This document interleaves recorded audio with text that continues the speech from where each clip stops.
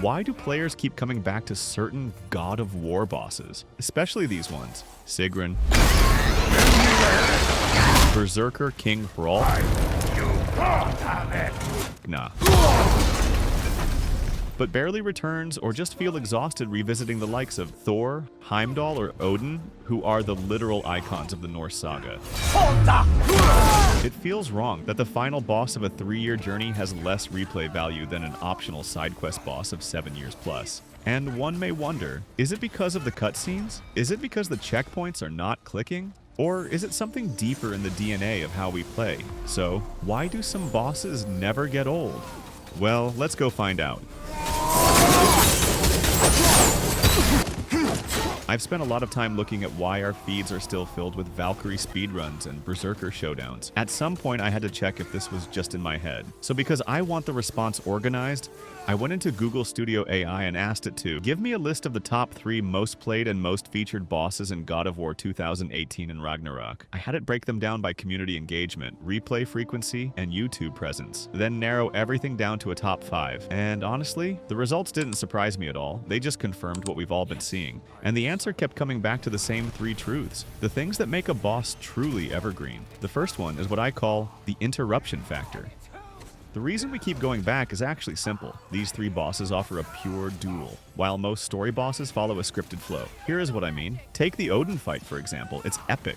It's emotional, and in many ways, a movie. But just when you settle into a battle rhythm, a cutscene or a checkpoint interrupts the fight, and when that happens, your focus resets, not the encounter. These interruptions are momentum killers because in high-skill boss fights, flow state is everything. And in games like God of War, checkpoint breaks quietly kill skill momentum, and with it, the satisfaction of the fight. Cutscenes, on the other hand, does something similar. They interrupt pacing and discourage repetition. But with fights like Na and Sigrun, the pressure stays at 100% right up to the final frame. It is a single, unbroken thread of focus from 100% health to 0. So oftentimes when you win against the Trinity, you know you conquered the entire fight in one breath. But when you beat Thor, you feel like you finished a great chapter in a book. Going back to reread that chapter 10 times can be boring. That's not the kind of vibe you get playing the Trinity. And more importantly, learning requires fast failure, fast restart, which main story bosses don't offer you. You know, at some point, I felt strongly that after this encounter, no more fucking games! And this time, I'm allowed to kill you. that creators will have a 95% tendency to do lots of boss fights and armor builds, but that's not the case. Anyways, the lack of scripted requirements is what makes them evergreen, any day, anytime. Now, the next point I really considered is what I call the laboratory factor.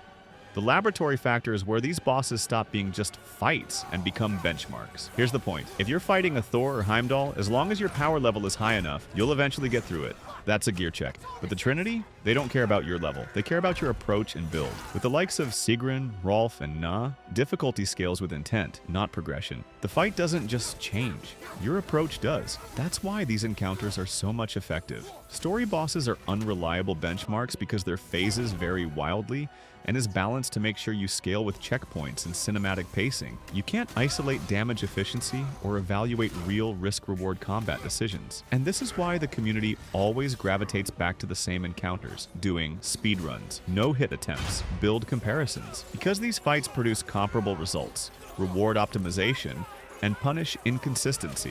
It's also why you'll find thousands of videos showcasing Alunda's poison build against Hrolf, but almost none against Odin. The Trinity are the game's true combat laboratories, and that's what makes them YouTube gold. A viewer can watch a Gna fight and immediately understand the strength or weakness of a build. Story bosses are simply too cinematic for that clarity, which leads to an important point. If you really want to verify whether a runic attack is exceptional or underwhelming, you don't test it exclusively on low-pressure enemies like Draugr, Raiders, Trolls, or weaker Einherjar. The Trinity tells you how well it works under stress, given they are more intelligent, relentless bosses, the only places where the margin for error is thin enough that your stats, timing, and choices actually matter. But the real reason these fights never get old goes even deeper, because eventually it stops being about testing your build and starts being about testing yourself. Which brings me to the final reason, the growth factor. The final piece of what makes these fights never get old is simple.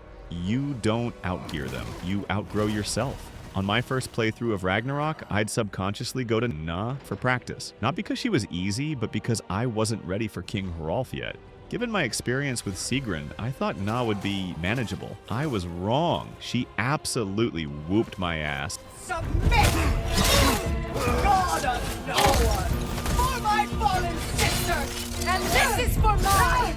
And that's the point. Bosses like Sigrun, Hrolf, and Na don't become easier because your numbers went up. They become manageable because your timing improves, your reads get cleaner, and your decisions get sharper. The first time, it's noise. You live? You're overwhelmed, you panic, you die. But by the 100th attempt, you're not even thinking anymore. Your hands just move.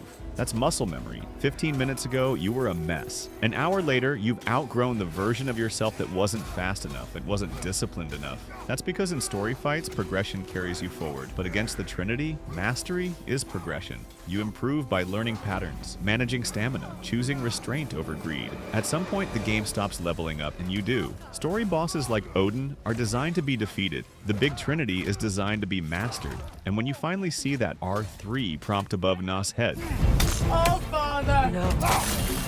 He failed you.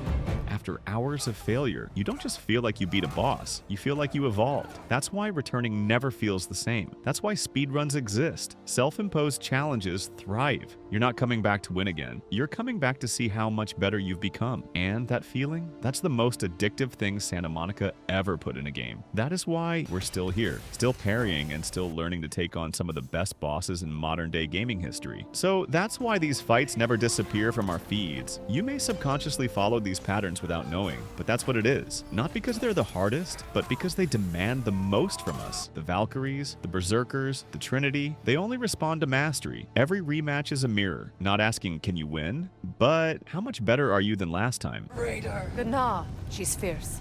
Attack only if you think we are ready. Good!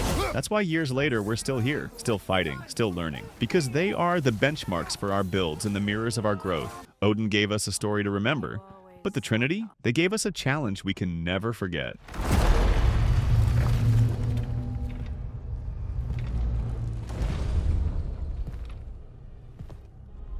Well done here then. So, what now? Now, I believe I would like to sit here for a while. Thanks for watching. I would see you in the next video, and bye for now.